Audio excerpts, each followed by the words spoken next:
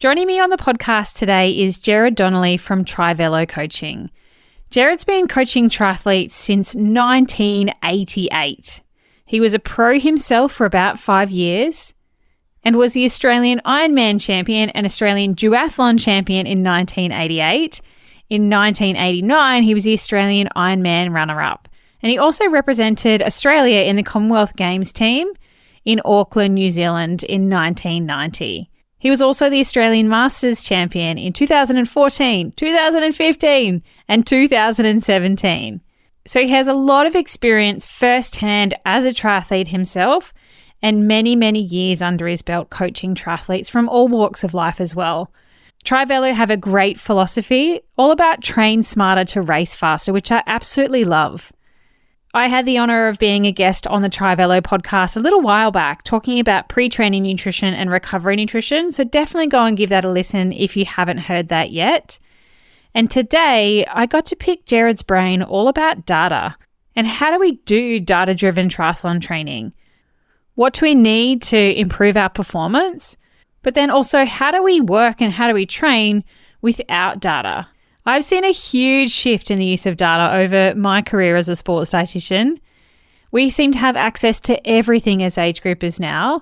So why would we use data and what should we focus on to get the best bang for our buck out of our training?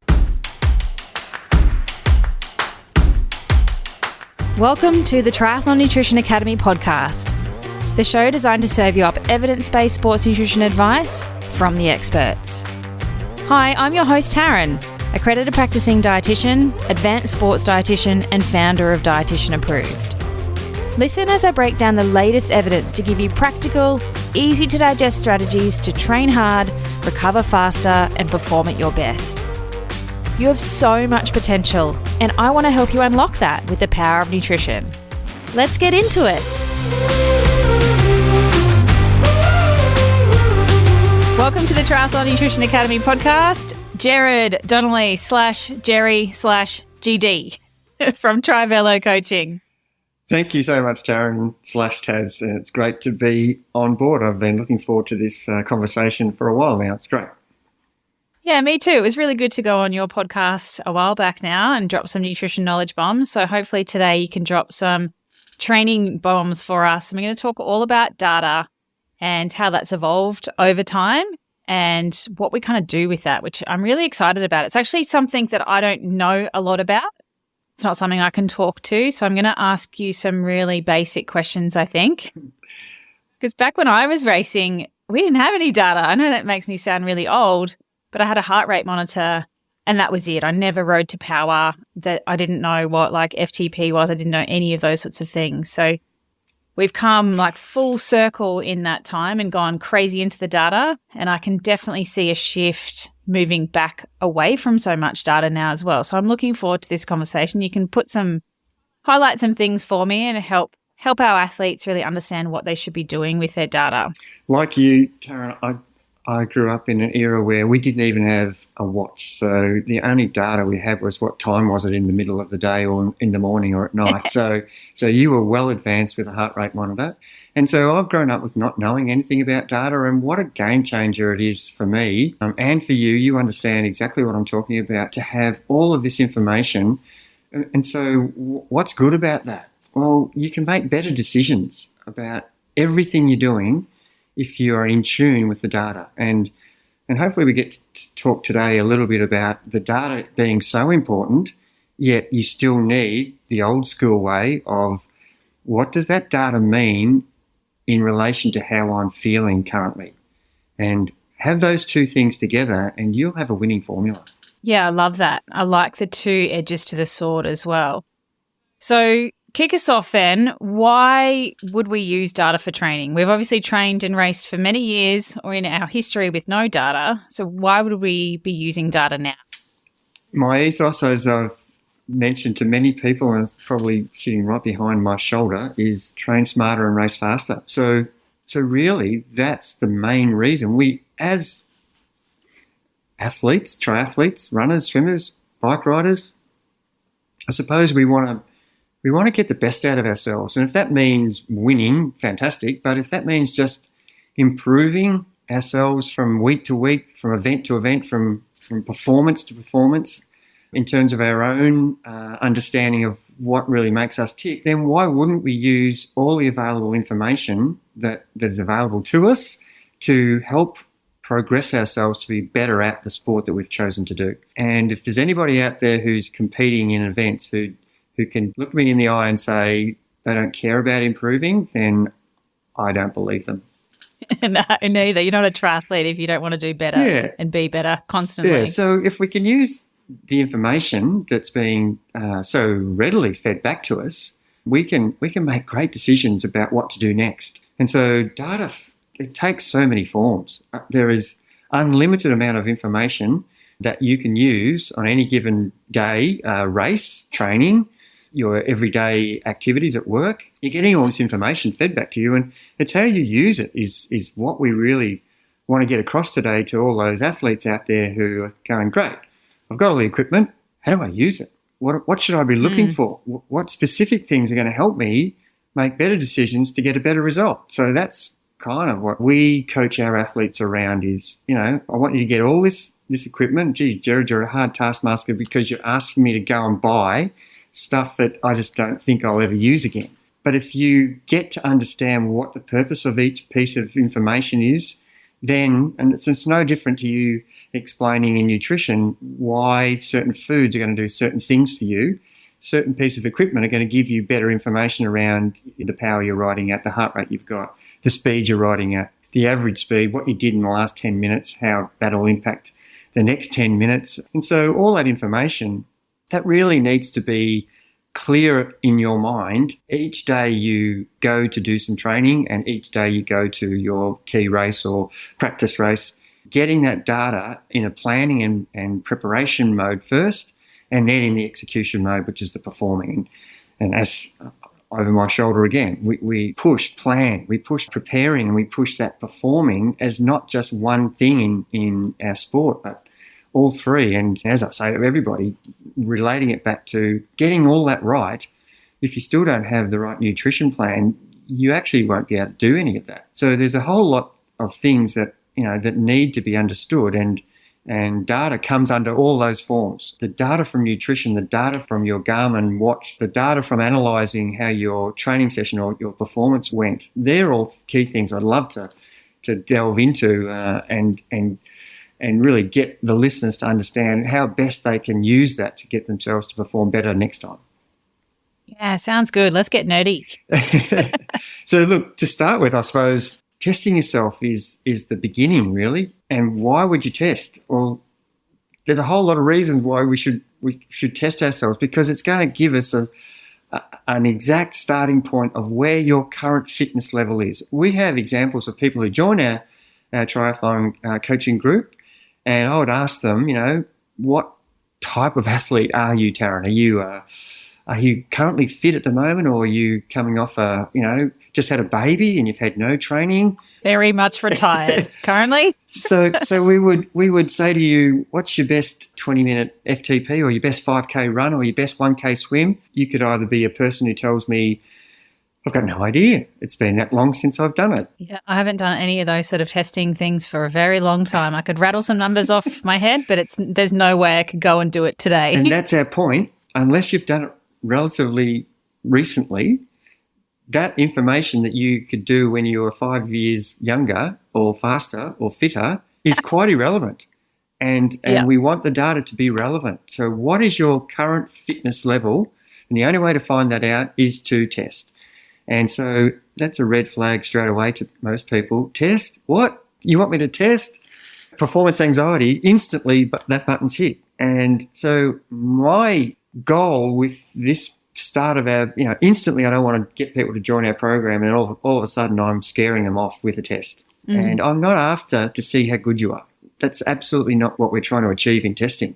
Just get a baseline, understand where you're at. Yeah, exactly. Trying to find out where you're at. And once we understand that this is your level currently, we can then train you to that level, because we'll use that data for the next 4 weeks, 3 weeks, 2 weeks, next session. And we'll use that data for a short period of time, and hopefully over that next training block, you will start to see improvements. And there's very few examples of people who don't, unless you are inconsistent in a horrible way and miss sessions, get sick or get injured in that next block. You should see an improvement. So therefore we need to test you again, so that the key reason is because we want to train accurately. We want to train exactly. And for some people, that's way too much stress and seriousness. But I keep asking the person, you come to me to improve, I'm going to help you improve, and this is one of the ways. And if you want to avoid testing, then we're not training smart. We're going to be guessing about how to train today.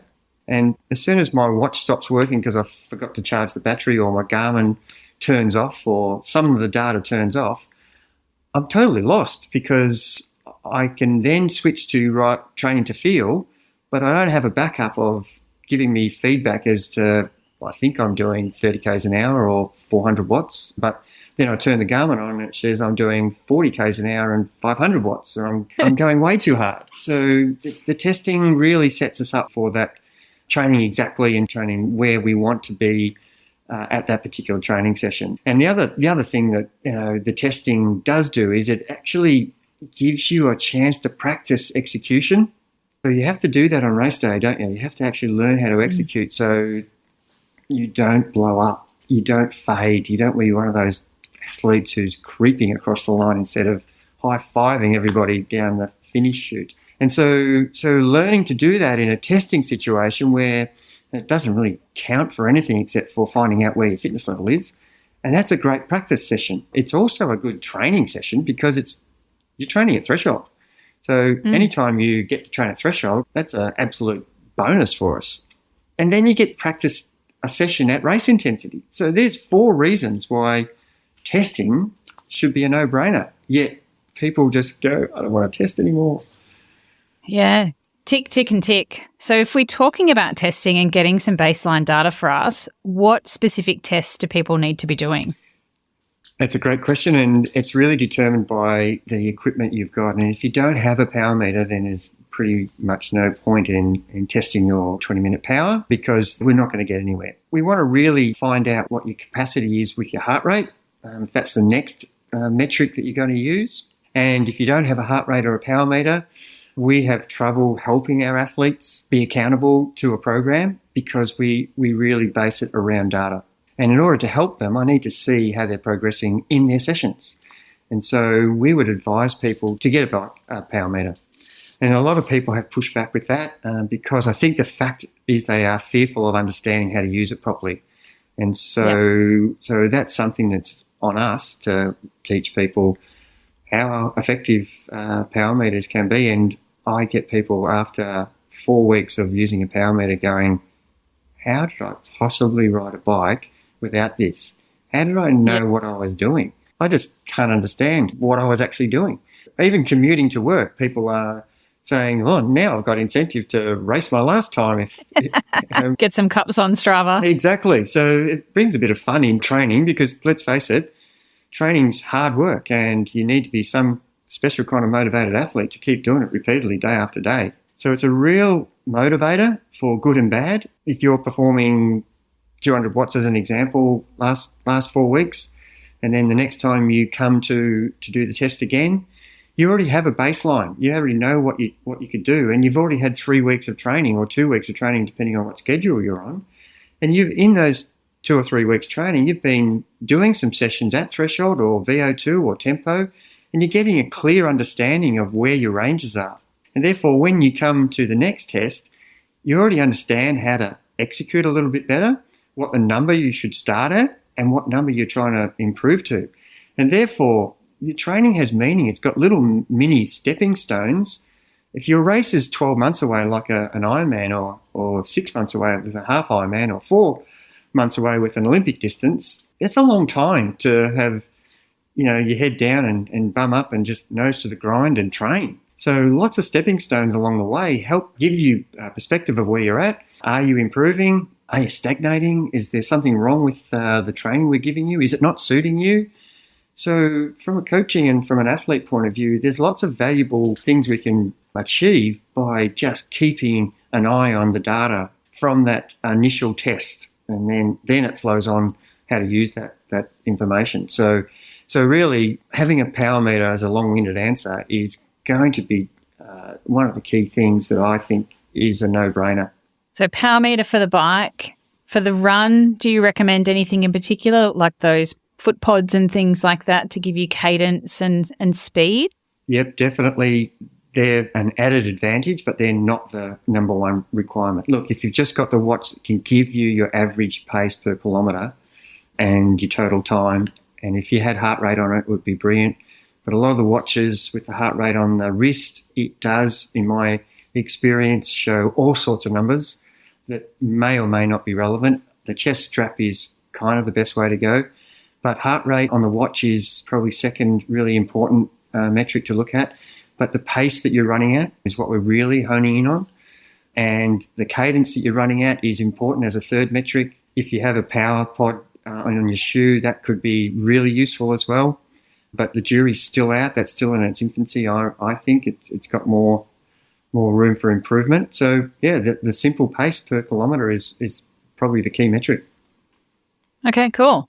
And do you have specific sessions that you use for your testing for the swim and for the bike and for the run? Yeah. So for the swim, we would use the pace per 100, so the pace per 1 kilometre in running and the power meter for bike riding. So they're the three key things we're looking for. We then use those for those training sessions from that point on. So the 1K swim time trial or 1,500 metre swim time trial, or if you're a non-swimmer, 500 metre swim, where you can just try and swim for 500 metres, touching the end and just seeing roughly what your pace per 100 is, and then we put that number into our Training Peaks platform that we use. There's many other platforms that you could use. Put that number in and that'll spit out for you what the zones you're going to train in. As a runner, we would use a 5K park run or a 10K run. So if you're a non-runner and you're starting a training program, I wouldn't test you with a race, 5K. I would just not even think about getting you to run with any intensity in the initial phase of your program if you're a novice or beginner triathlete. The risk of injury is way too high, so we would only be giving you running sessions where you would probably be walk running. So finding out what your running pace is quite irrelevant early. If you're an experienced athlete, we would definitely be putting you into a 5K or a 10K test scenario, whether it's a race that's run by an event organiser or whether you do your own 5K time trial. So we've got both extremes there. As a bike rider, it's a 20-minute FTP test that we try to do indoor on trainer or outdoor on a velodrome or outdoor on a course that has no traffic lights where you can continuously ride for 20 minutes. That is hard to find in the city. That's why a velodrome is useful, but that's also hard to find. So getting a stretch of road where, you have to turn once for out and back, that's what we're trying to find. So that is a difficult one. So the indoor trainer really is really helpful to find your power number if you're using your bike power meter rather than the kicker power meter, because it has a power meter on it as well. Because we're not going to race with the kicker power meter, we're going to race with our bike power meter. So they could be two different numbers. So that's the method of finding out where you sit with your data. And then how often would you repeat testing to adapt somebody's program or check in with their fitness levels? Yeah. So every 4 to 6 weeks is what we recommend that you should be continually testing your athletes, because we don't want to get to a point where after 6 weeks of training, your improvement has been so incredibly good. If we keep your data metrics in Training Peaks the same as what they were for the first 6 weeks, you're not going to be training hard enough. And if for some reason you've actually not done much training in that 6 weeks, and we keep that metrics in Training Peaks the same as what you did 6 weeks ago, the training sessions are going to be way too hard for you. So once again, the key thing we're trying to get across is train where your fitness is currently. The data will be useless to you if you don't keep updating it. It's like having the old version of anything that we use on our computer and it's not updated. Any software. Yeah. You know how much I know about software because I can't even name any. So the operating system on your phone, for instance. That's right. If you don't keep, you're going to miss out on so many updates that are going to be contributing to making the experience a lot better. Classic. I'm a Gen Y, so I'm all over the technology. Well, I think I do, but not compared to the younger generation. I'm old in that space now. Yes, I'm just the old generation, which has no clue. So, You do it. You're killing it. You're podcasting with me, killing it. Are you a triathlete sick of fumbling around in the dark with your nutrition? Is nutrition the missing link in helping you reach your goals? And do you want to maximise your training efforts and level up your performance? Of course you do. Come and join me for free at Fuel School. It's a free 3-day live and online nutrition training week.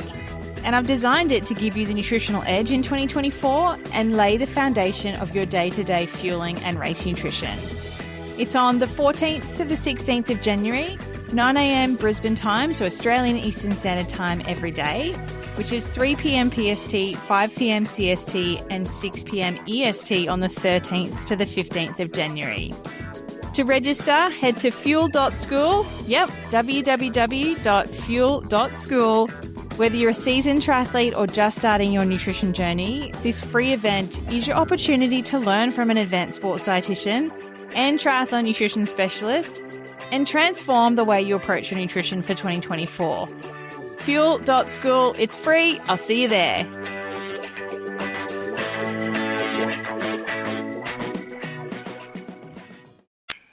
So we've done our testing, we've got some baseline measures, and we kind of can plug that into something like Training Peaks or whatever platform you're using. Those dashboards are amazing now, and I was involved in developing the athlete management system for Triathlon Australia. So I saw a lot of that evolve, but there's so many things that you can monitor. So what are some of the key metrics that we actually do want to pay attention to on a daily, on a weekly basis? Yeah, so in training, that would be the number one thing I would be trying to get across to the people listening today. You can track your sleep, your food, all of that. You can track everything. But for what I want to get across to people today is really how to use that to improve your performance, how to use that in training, and how do you use that in a race scenario. So in training, once we've plugged it into Training Peaks, it's going to spit out to us exactly what zone 1 is up to zone 6. And so it's going to give us a power number that says zone 1 is 0 wattage to, depending on what your numbers are, it could be up to 80 watts. Zone 2 could be 80 to 150. Zone 3 could be et cetera, et cetera. That's if your wattage FTP is 100. If your FTP is 300, those numbers are much bigger and the gaps between them are much bigger. So it gives us a range to training. So we've got a training program which is key to your improvement, but the data is the thing that will actually get you to improve properly at the rate that you want to, that's sustainable, and the coach wants you to. So making sure that when the session says it's a zone 2 session today, you're actually doing that in zone 2. So the range might be 80 watts to 120. That's quite a big range. So if you're not feeling so good, this is where the feelings comes into it.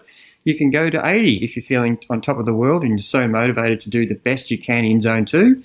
Go to 120 watts and be happy with that you've hit the top of the range. So being in the right ranges for the right session is key to that improvement that you're wanting to get for your next race. And the minute you do a zone 2 session and you ride it in zone 4, then the next session is going to be compromised because you've actually gone off track and possibly caused a problem 2, 3, 4, 5 days down the track. It may be okay the next day. You may get away with it.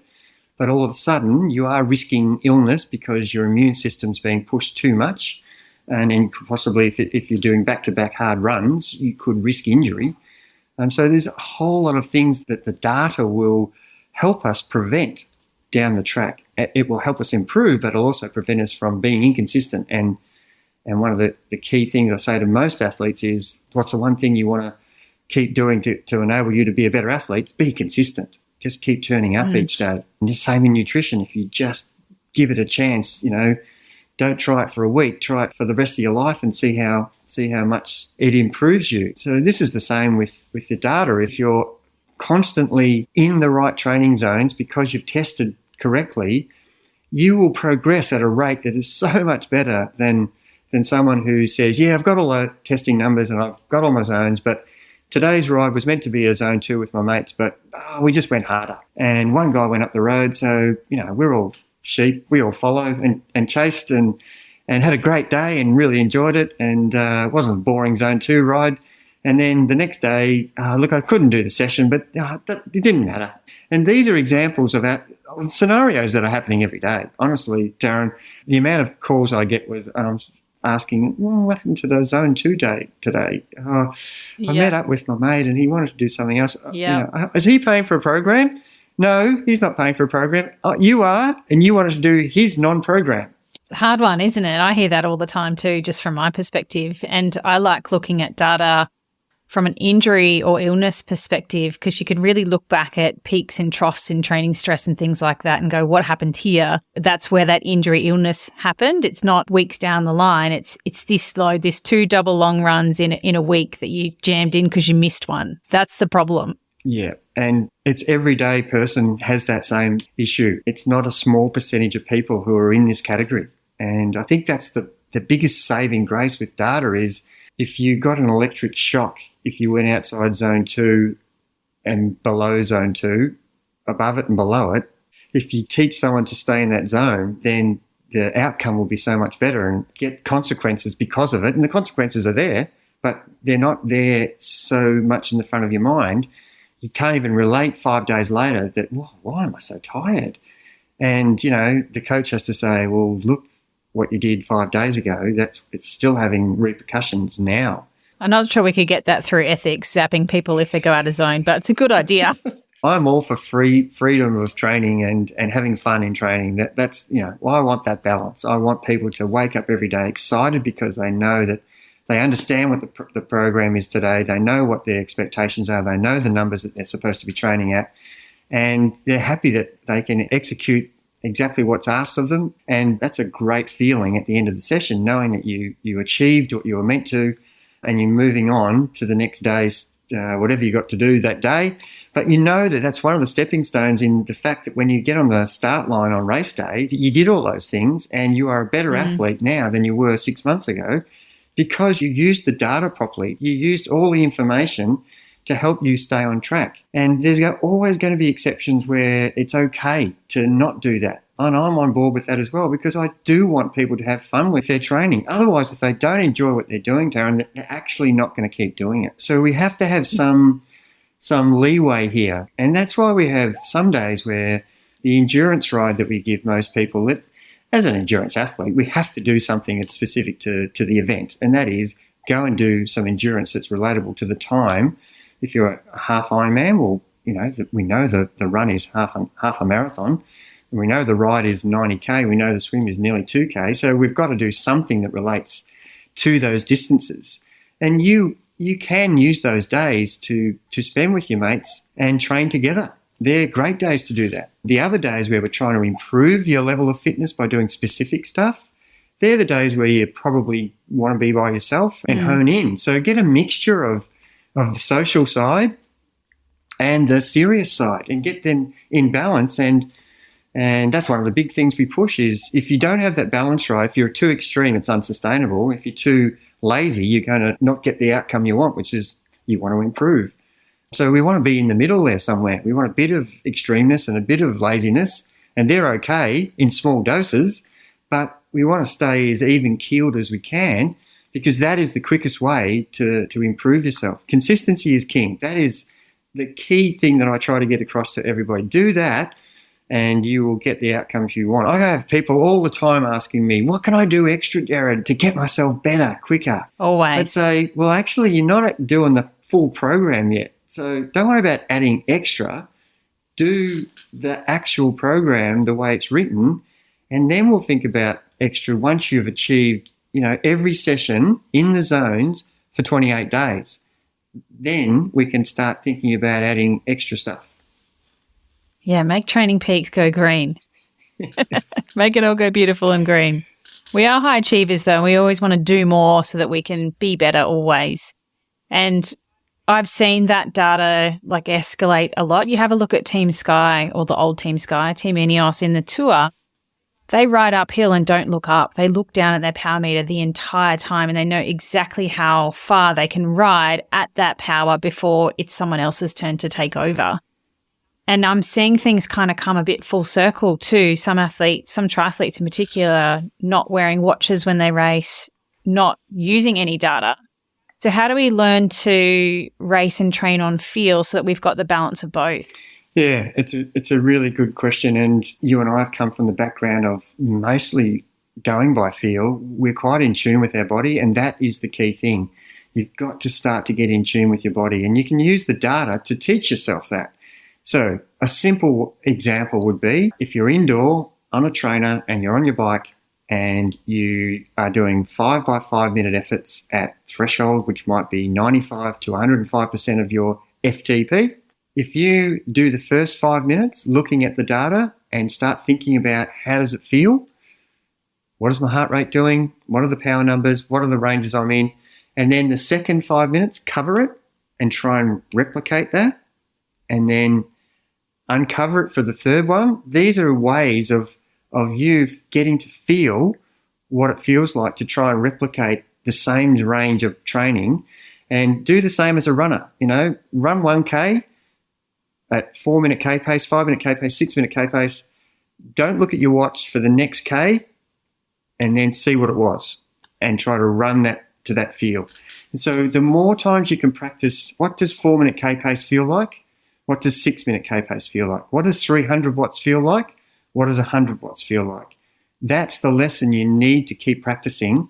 And then on race day, if all of your equipment doesn't work, and this has happened to many triathletes on their A race, their power meter didn't work, their watch went flat, something catastrophic for their race day happened, and they had to go by feel, or they only had one metric, which was average speed. And that's actually quite useful if you know what you're doing.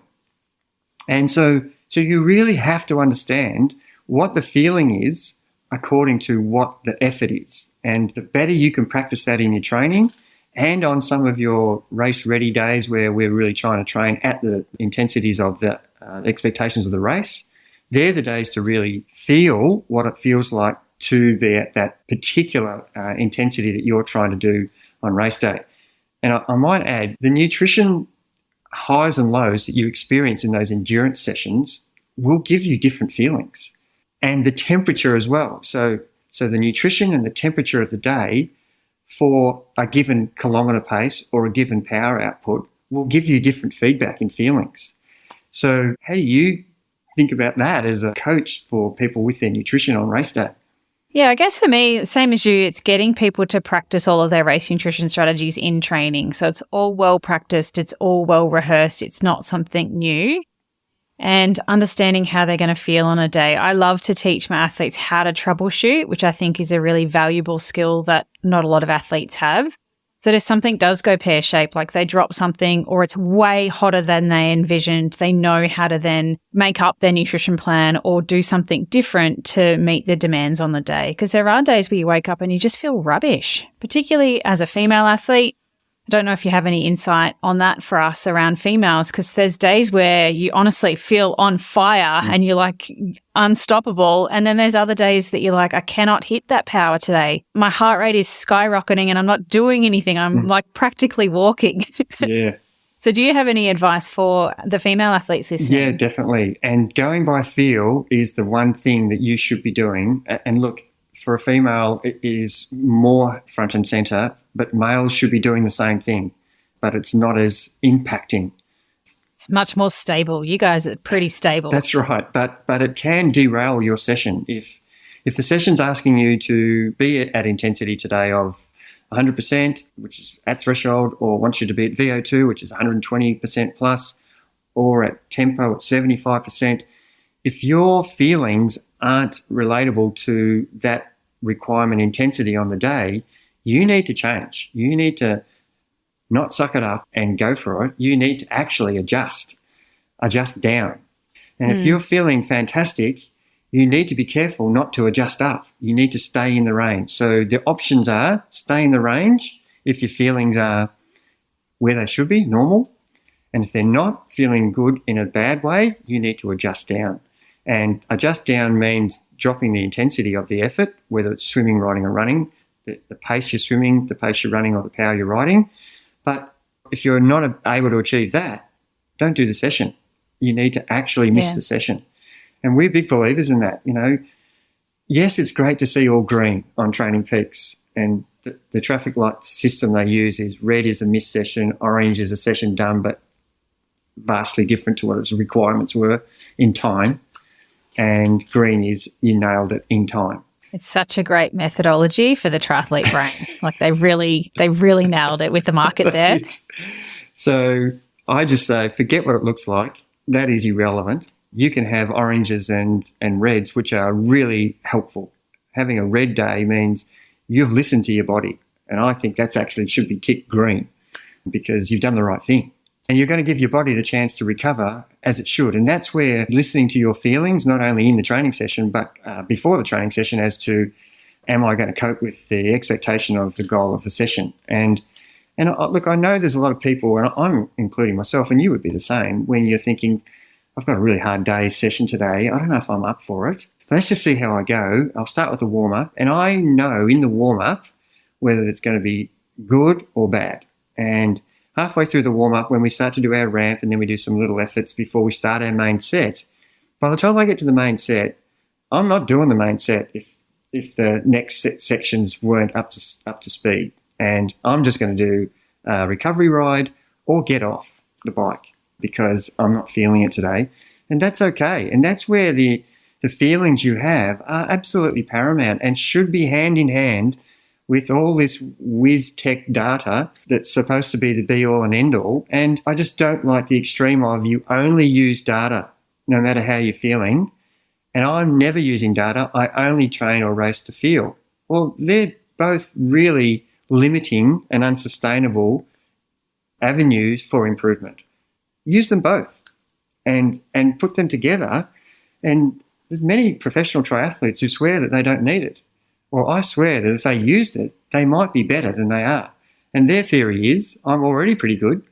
But my answer would be, but are you the best of all time? That's what you should be asking. So doing the wrong thing by your own self-worth to not use everything that's available to you. And I think that's the key to it, is to understand that the data can be great for training and for the race day experience, and understanding how you feel can be really helpful and complementary into whether I should be training at that level or not, or whether I should be training at all. But on race day and training days, you should be asking yourself those questions in the session. You know, in those 5-minute efforts that we talked about as the example, I'm starting to feel like I'm fading here, so what should I do? Should I drop the power back quickly already or just keep persevering? And they're questions that you need to be asking yourself every single time you start to do a training session. Am I in tune with how I'm feeling? And the motivated athlete is not going to be trying to talk themselves out of training because they want to get to that start line, you know, knowing with confidence that they've done everything they can to get the best performance they can on when it counts. Yeah, I think that's really important. And I love the little sweet spot that you've got there of using both tools, and it's somewhere in the middle, and it's probably individual for every athlete, but you need to take what you need and take what you want and practice. I think that's really important. Understanding what things feel like is part of understanding the feelings if something does go pear-shaped, or, you know, being able to say, I'm going to not do this session because I feel like rubbish today. And then most importantly, not feeling guilty for that as well, which I think is really key. Yeah, and that guilt thing's a big thing. And the motivated athlete is probably the hardest person to convince that it's okay. And for those of you who've been following our podcast, I've been talking about my journey from a back operation I had now 16 weeks ago. And I've had to take my own medicine about it's okay to not train for a 6 to 8 week period, literally do nothing, but as you watch your fitness disappear. And I've had people who are asking me, oh, how's it going, who I coach? And I'll say, oh, you know, I'm frustrated because yep. And they'll go, don't worry, you've got a really good fitness bank that you've had for years that you'll come back very quick. They're just regurgitating straight back to me what I would be telling them. And it's true. And it's fantastic that they've understood that, because don't get guilt about missing certain training sessions. If you consistently miss training sessions, then your progress is going to be slower. That's the bottom line. It's just slower. And when you get to race day, you might be at 90% of where you should be instead of 100% if you've done less training, and that is okay. But just be aware that's where you are. And I'm a big believer of keeping on understanding where you are in terms of fitness and your form and your ability on any given day, then you can execute according to that. And if you get to race day at 60% of the fitness you wanted to, don't race at the race plan that you had for 100%, race it at 60%, and you'll have a great day. It just means that you might take you another 6 months before you get to the point where you wanted to be when you first started to try and improve. And that guilt thing could be the end of some people because they get frustrated about their lack of consistency. So it's a fine line, isn't it?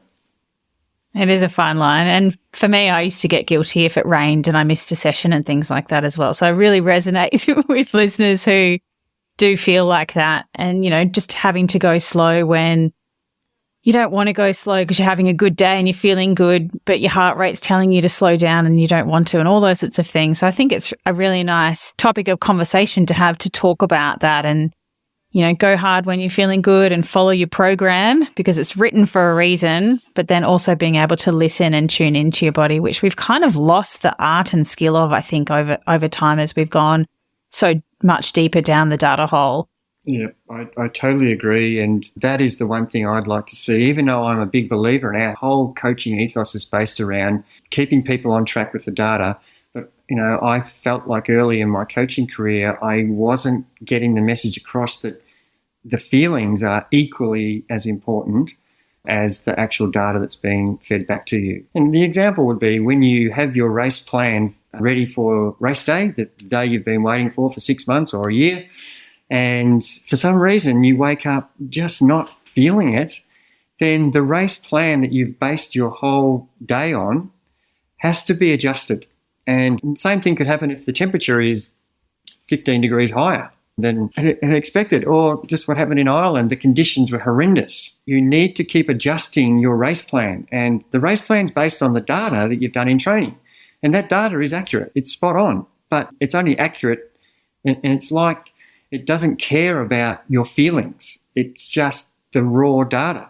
And so that... Yeah, no emotional attachment to what's going on. It's going to give you the facts, and the facts sometimes have emotion attached to it.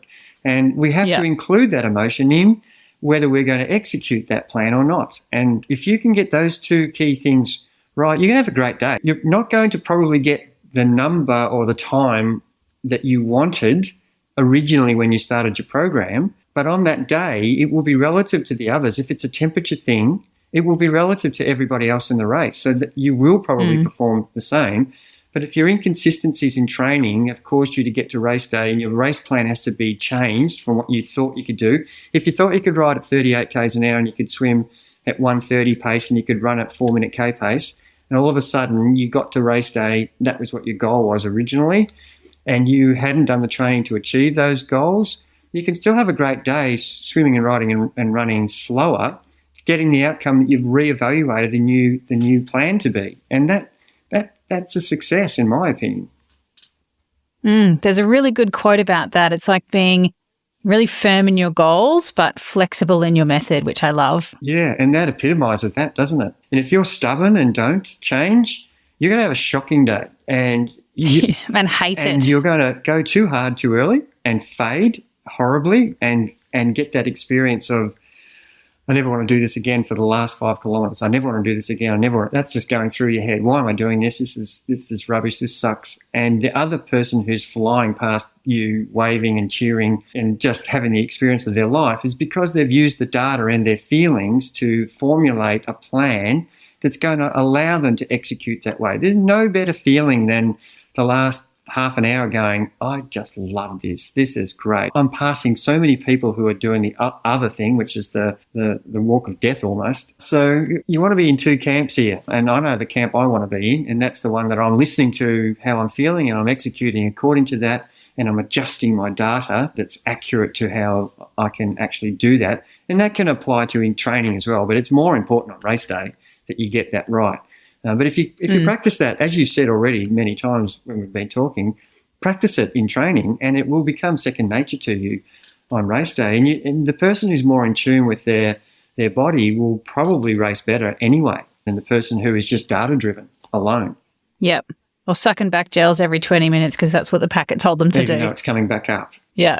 Definitely put a vote in for the right nutrition plan to make sure you cross the finish line with a smile on your face too. That's a big piece of the puzzle for particularly longer course athletes. Well, it goes without saying, if you turn up with the best training program, the best plan, the best execution, and if you completely ignore the nutrition or you do the nutrition half, you won't achieve any of the goals. The nutrition is the petrol in the car. You've got a brand new car. It's got no petrol in it. It's useless. You've got a body that's fit, healthy, ready to race, no nutrition. Nothing's going to happen. It's absolutely the part that you cannot forget. And talking about your feelings about how it's sitting in your stomach and how it's going through the day, how the nutrition plan that you've got, you also have to be really in tune with. You've got data telling you that you need 60 grams of carbs per hour or 90 or 120, and you need to be consuming them at this rate. If all of a sudden your body starts rejecting that, you have to come up with a different plan because you've based it on your feelings. I mean, you've got no choice because it's, your body's shutting down. So feelings have such an integral part in everything we do in terms of our race strategies and our training. And if you get those two things right, you're on your way to having a really successful career as a triathlete or as a marathon runner or as a cyclist. And that's really simplifying it, I know, but that is the key to it. Amen. I love it. So if somebody wants to reach out to you, Jerry, and find you, what's the best way to do that? Well, the Get Fast podcast is one of the things that we really try to, as you and I talked about, get information out there that's really helpful to people. So we'd love people to join that and get on board and follow us. You can contact us at trivelocoaching.com.au. Yeah, look, we'd love to see anybody who wants to get themselves a decent race plan to get the best outcome they can on race day, and love to have a chat. Well, thank you. Thank you so much for sharing all of your knowledge around data. I'm definitely a data newbie, got no idea, but I love that you have the philosophy of using how your body feels as well, so that we've got a balance of both, which is going to make us all around a better athlete. So thank you so much. No, my pleasure. And great to chat, and look forward to having you back on the Trivelo Get Fast podcast again. And because most of our listeners really wanting to know more about nutrition, it's one of the areas, we just put to the side and don't rate as equally as we do our training program. So yeah, it was a real success, the podcast we had with you. So can't wait to have you back on board as well. So thanks, Tara. Anytime. It is the fourth leg, remember? Absolutely. Thanks for joining me for this episode of the Triathlon Nutrition Academy podcast. I would love to hear from you. If you have any questions or want to share with me what you've learnt, email me at podcast@dietitianapproved.com. You could also spread the word by leaving me a review and taking a screenshot of you listening to the show. Don't forget to tag me on social media at dietitian.approved so I can give you a shout out too. If you want to learn more about what we do, head to dietitianapproved.com. And if you want to learn more about the Triathlon Nutrition Academy program, head to dietitianapproved.com/academy. Thanks for joining me, and I look forward to helping you smash it in the fourth leg. Nutrition!